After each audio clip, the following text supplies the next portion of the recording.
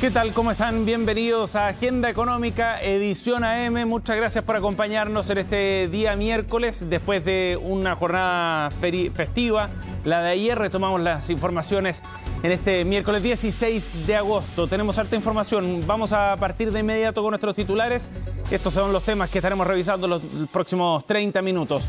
Vamos a partir con noticias que vienen del ámbito político, que mucho tienen que ver, eso sí, con el ámbito económico también y las grandes reformas que está empujando el gobierno. Para este jueves quedó comprometida la reunión que ha convocado el gobierno, encabezada por el presidente Gabriel Boric, con los partidos de la oposición. Y el objetivo es uno solo: buscar esos puntos en común y tratar de destrabar el momento que se está viviendo respecto a la reforma previsional en particular, que han comprometido asistencia a los partidos de la oposición. Les contamos más en unos minutos sobre esta reunión que puede ser clave para el desenlace, el desarrollo de estas reformas que está empujando el Ejecutivo.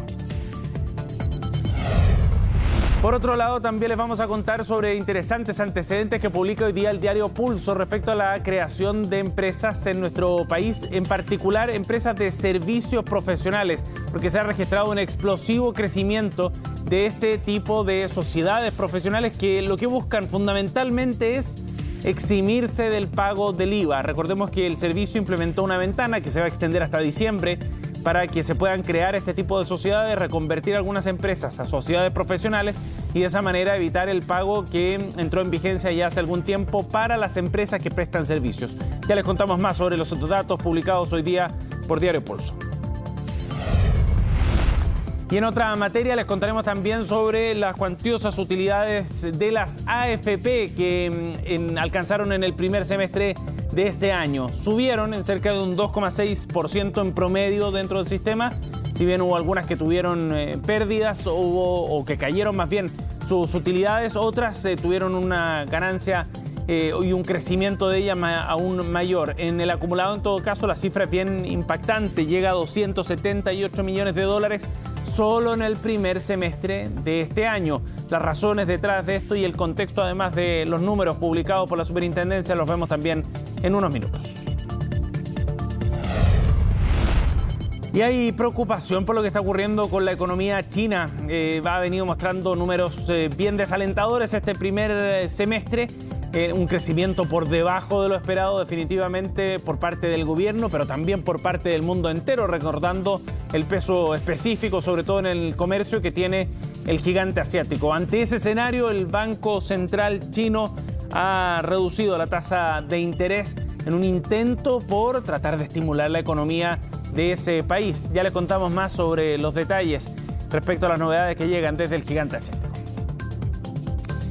Bueno, son precisamente estas malas noticias las que llevaron este martes, día feriado acá en Chile, pero donde operaron las bolsas a nivel internacional, a terreno negativo a los principales indicadores, incluyendo Wall Street en Estados Unidos. Bueno, en Europa a esta hora se registran algunos números en terreno positivo. El Eurostoxx pondera 0,10%, mientras Londres a esta hora está cayendo 0,32%, pero más pronunciada es la caída derechamente en terreno negativo para las bolsas de Japón y de Hong Kong, por sobre el 1% de pérdida a esta hora de la mañana. Recordemos que ayer, como les contábamos, fue jornada de festivo acá en nuestro país. El día lunes, interferiado, de poco movimiento, de todas maneras dejaba algunos números para el recuerdo, con una bolsa que estuvo sin variaciones. El dólar, en tanto, se cotizó en torno a los 859 pesos, muy cerca de los 860, barrera que ya había roto la semana anterior. Tras una caída fuerte el viernes, se recupera el día lunes y llega a los 859. Para hoy la UF, en tanto, se cotiza en 36.060 pesos. Bien, y vamos a comenzar entonces nuestra revisión de noticias con esta que viene desde el ámbito político, pero súper importante para el ámbito económico también. Hablamos de las reformas que está empujando el gobierno, la previsional, que está en trámite en el Congreso, y la reforma asociada a este pacto fiscal que propone el Ejecutivo, que recién está en su fase prelegislativa. Este jueves, en La Moneda, se espera una reunión que puede ser bien importante. Lo dejamos en condicional porque evidentemente dependerá de la disposición en que haya ambas partes. A lo menos el Ejecutivo está convocando a los partidos de oposición que ya han confirmado su asistencia a este encuentro para poder destrabar las discusiones y sobre todo generar un espacio que dé sustento a la búsqueda de algún tipo de acuerdo en el Congreso, sobre todo respecto a la reforma previsional. Francisca Cárdenas nos cuenta la siguiente. A través de distintos llamados por parte del presidente Boric y la ministra del Interior, Carolina Toá, se hizo la invitación a la oposición para retomar los diálogos en torno a las reformas estructurales que son claves en el programa. Y los primeros convocados este jueves a La Moneda para dialogar sobre pensiones serán los partidos de Chile Vamos. La propuesta de la UDI es clara: subir ahora la PGU y respetar la propiedad del 6% de los trabajadores que sean heredables e inexpropiables. Ese es el mensaje que llevaremos a La Moneda, el compromiso del 4 de septiembre del rechazo. Lo importante sería que el gobierno se rindiese ante la realidad y se diera cuenta que no tiene apoyo ciudadano ni apoyo en el Congreso para las reformas refundacionales que proponía en su programa inicial. Nosotros creemos que la reforma previsional tiene que respetar la propiedad de los fondos, la posibilidad de que sean heredables y también la posibilidad de elegir entre un sistema privado y uno público. A pesar de haber asistido a varias reuniones, nuestros técnicos nunca han podido presentar la propuesta. Entonces, ellos reciben lo que el equipo del ministerio presenta, pero no hay una discusión. Y eso es lo que nosotros quisiéramos. No es ir a sentarnos a escuchar, sino realmente tenemos propuestas que conversar. Y es que según el conglomerado estarán dispuestos a llegar a acuerdos solo si el gobierno cede ante propuestas que consideran más innovadoras de los principales nudos de la reforma, como el futuro del 6% de cotización adicional que La Moneda pretende distribuir a través de un seguro social. Sentarse a dialogar es para intentar llegar a un acuerdo en el que todos tengamos que ceder. El gobierno ya ha mostrado esa voluntad modificando el destino de una parte del 6% en la reforma de pensiones y el pacto fiscal incorpora medidas pro crecimiento, por lo que espero y llamo a la oposición a terminar con las excusas y avanzar. Abrirse a que nuestro sistema tenga un seguro social. Eso porque los jubilados, los pensionados actuales se ven beneficiados con un seguro social. Los compromisos de la reforma de pensiones son aumentar cerca de promedio 200.000 pesos las pensiones de los jubilados actuales, no esperando 20 años más. ¿Y qué pasa con el Partido Republicano? También fueron convocados, aunque si llegan a aceptar la invitación presidencial, esta será en una reunión aparte de Chile Vamos y están las dudas si sería precisamente en La Moneda. Hasta que veamos que hay posibilidades de avanzar realmente en algún tipo de acuerdo, o vemos, como ha ocurrido en la mayoría de los casos, una ceguera total del gobierno, nuestros votos para aprobar los buenos proyectos siempre han estado en la Cámara de Diputados. Pero en todas aquellas materias donde veamos que se hace un daño a los chilenos, no contarán con nuestro apoyo. Una convocatoria que pretende además viabilizar acuerdos y nuevos acercamientos en otra reforma esencial para el Ejecutivo, el pacto fiscal. De hecho, la ministra del Trabajo, Janet Jara, junto al titular de Hacienda, Mario Marcel, continúan en una gira nacional que busca desglosar las iniciativas de la agenda social. No basta solamente la voluntad de juntarnos, sino que también todos en esto tenemos que estar dispuestos a ceder. El presidente lo manifestó en su cuenta pública el 1 de junio. Nosotros como gobierno lo hemos hecho y por eso dejamos atrás la propuesta que nos parecía más adecuada, porque subía más el monto de las pensiones, que eran las cuentas nacionales.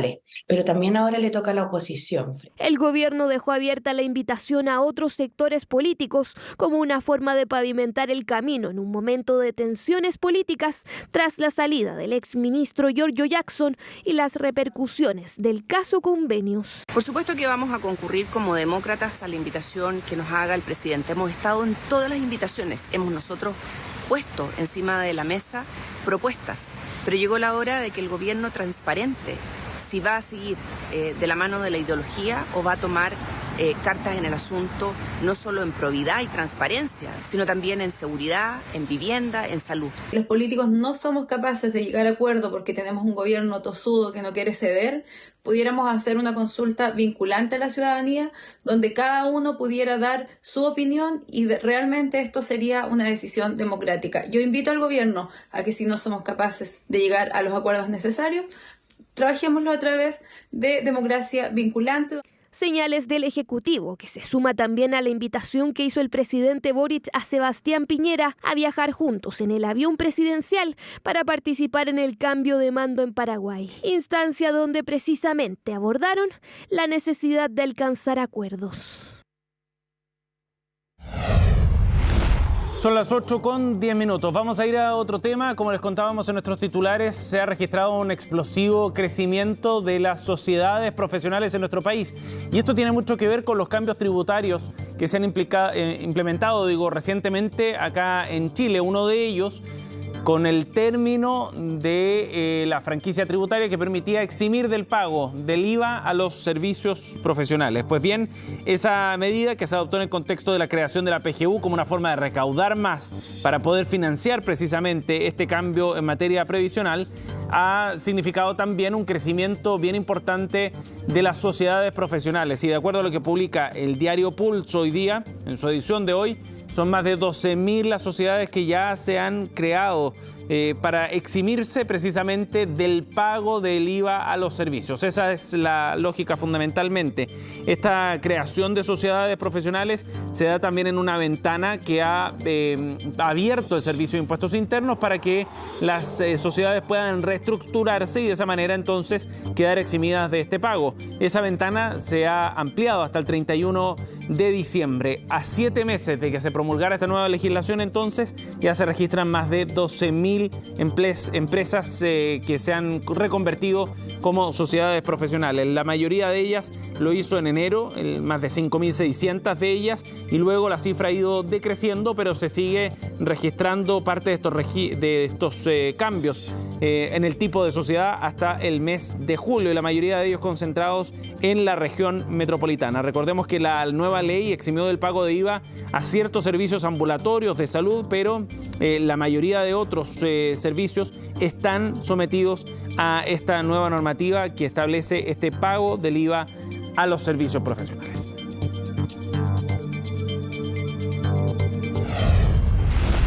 Bien, y vamos a ir a otro tema. Les contábamos también de las utilidades que han registrado las AFP en el comienzo de este año. De acuerdo a datos de la Superintendencia de Pensiones, en los primeros 6 meses del año las utilidades de las administradoras de fondos crecieron en 2,6% y totalizaron 278 millones de dólares, algo así como 240.000 millones de pesos. De todas maneras, hay que hacer una distinción. Cada una de las AFP tiene realidades bien distintas. Por ejemplo, AFP Modelo fue la AFP que acumuló la mayor alza de ganancias, subiendo en 63,9% sus utilidades respecto al mismo periodo pero del año anterior. AFP 1, que es la más nueva dentro de todo el sistema, subió 27,3% sus utilidades, producto, dicen, del aumento del resultado operacional.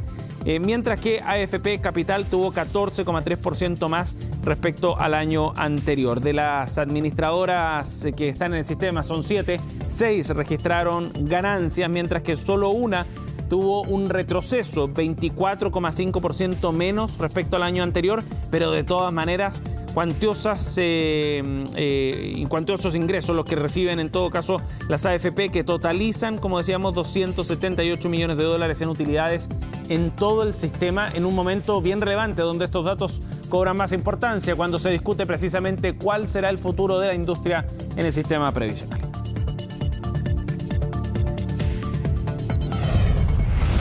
Bien, y nos vamos ahora a noticias internacionales, y un hecho que ha generado harta preocupación viene desde China, porque el gobierno chino, más bien el Banco Central, ha resuelto una reducción de su tasa de interés como una manera de estimular la economía. ¿Y por qué es preocupante? Bueno, porque es una señal más del momento que está viviendo la economía del gigante asiático, bien complejo, y que muchos definen como preocupante también de cara hacia el futuro. China está en un proceso en que intenta recuperar ciertos niveles de crecimiento. Le ha costado hacerlo después del COVID-19, después de la pandemia, y de esta forma entonces se genera preocupación porque sabemos que es uno de los motores para la economía a nivel mundial.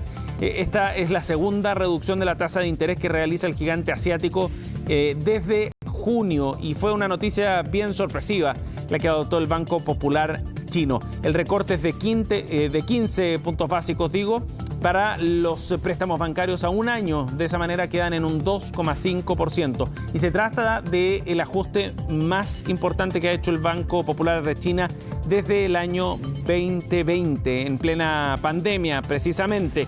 De esta manera, entonces, el Banco Central chino ha justificado bajar esta tasa de referencia para mantener una liquidez razonable en el sistema bancario, dicen en un comunicado. De todas maneras, todo esto ocurre en un momento en que el nivel de crecimiento de China está bastante más lento de lo que se ha previsto para esta temporada y cerrando además un ciclo de casi 3 décadas en las que estuvo con crecimientos realmente históricos. Al mismo tiempo, la tasa de desempleo también se ha elevado respecto a lo que había al mismo periodo, al primer semestre, pero del año anterior, llegando a un 5,3% y con riesgos también en el sector inmobiliario que están generando preocupación. Ese es el contexto para una decisión, la del Banco Central chino, entonces, que ratifica el momento complejo que está atravesando la segunda economía más importante del mundo.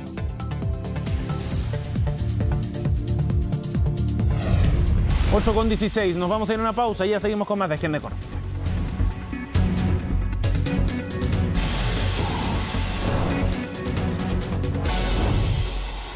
Bien, ya estamos de vuelta en Agenda Económica. En el primer semestre hubo un repunte bien importante de la inversión extranjera en nuestro país. El viernes pasado conversamos de este tema con la directora de Invest Chile, Carla Flores, aquí en Agenda Económica. A continuación queremos compartir esta conversación sobre cómo ha ido evolucionando y cómo ha ido mejorando también el clima para la inversión extranjera en nuestro país durante la primera parte del año.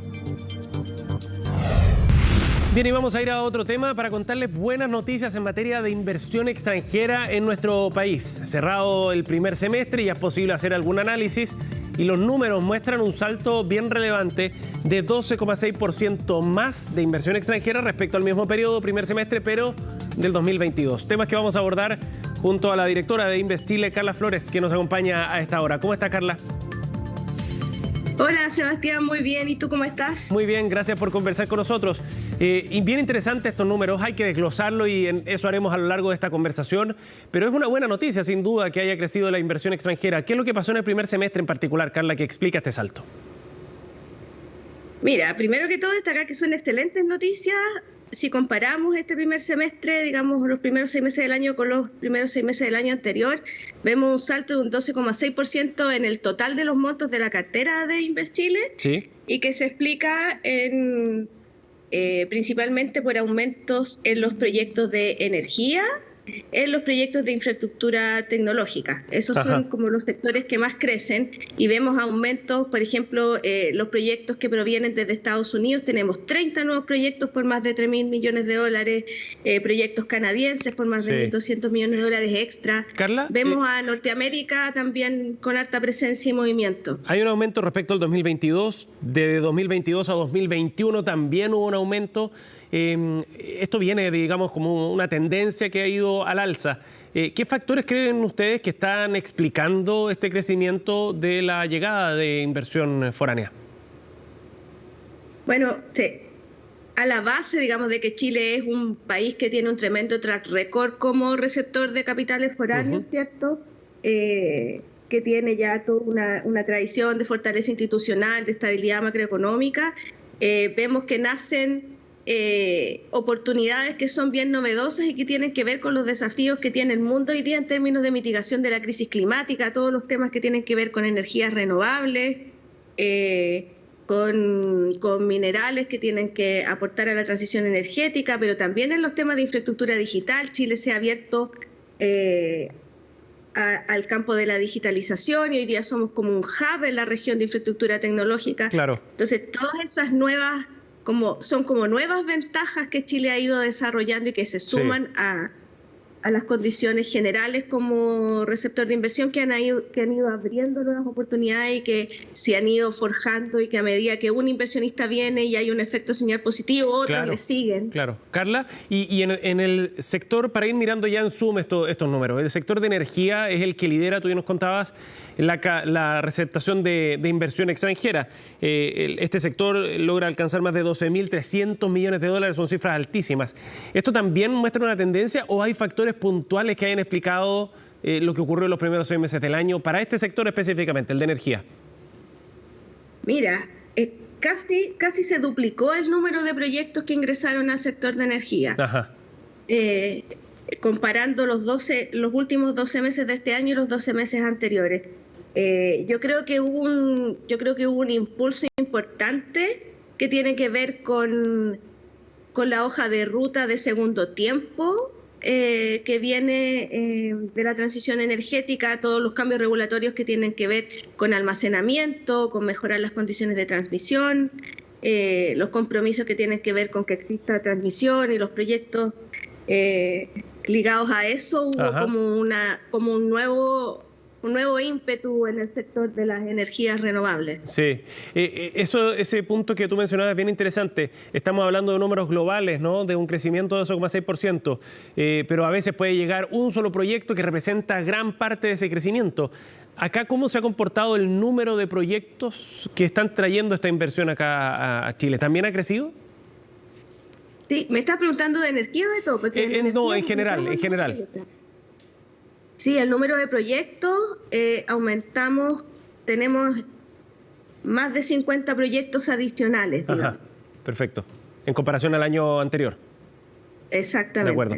Sigamos con esta línea de los sectores, porque después del sector de energía aparece servicios generales y tecnología como el segundo que logra captar también inversión extranjera. ¿De qué estamos hablando cuando mencionamos a este sector? ¿Qué tipo de proyectos son estos, Carla? ¿Y por qué este sector ha crecido también y ha ido ganando importancia, dejando en tercer lugar, por ejemplo, a la industria minera en comparación a los números del 2021? Mira, el sector de servicios globales o servicios basados en conocimiento y economía digital tiene dos patitas importantes. Ahí está todo lo que tiene que ver con el ámbito de la infraestructura digital, que tiene que ver con los cables submarinos, con los data centers, ¿cierto? Que los data centers son como la parte física de todo lo que nosotros vemos en la nube. Sí.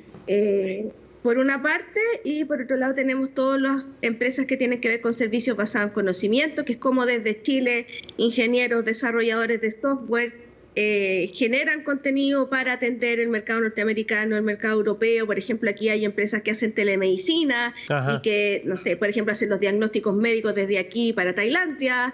Hay empresas que hacen los credit scoring de los bancos norteamericanos, hay empresas que desarrollan software y aplicaciones para empresas en Norteamérica o en Europa, y esos servicios basados en conocimiento. El conjunto de todos esos proyectos se llama Servicios Globales y Economía Digital. Perfecto. Y Chile ha llevado una política hace muchos años ya que ha trascendido distintos gobiernos de fomentar este sector.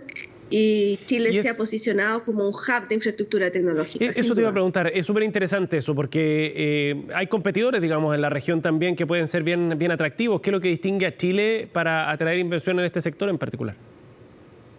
Miren, los términos de infraestructura tecnológica, uno de los principales gatillantes es que tú tienes acceso a energías limpias de manera certificada.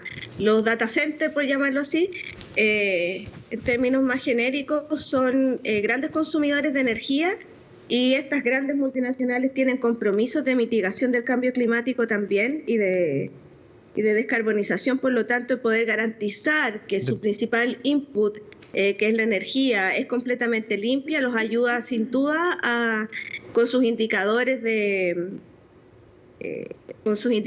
globales, digamos, de mitigación del cambio climático. Eso por una parte. Sí, claro. Y por otra parte, lo que necesita esto, por supuesto, es tener una demanda, ¿cierto? Sí. Alguien a quien prestarle los servicios de la nube, y Chile ha tenido un crecimiento sostenido, tanto el sector público como el sector privado, de ir mudándose hacia la nube. Hoy día tú ves que la banca, el sistema educativo, el mismo Estado se han ido mudando a los servicios en la nube. La fintech también, claro.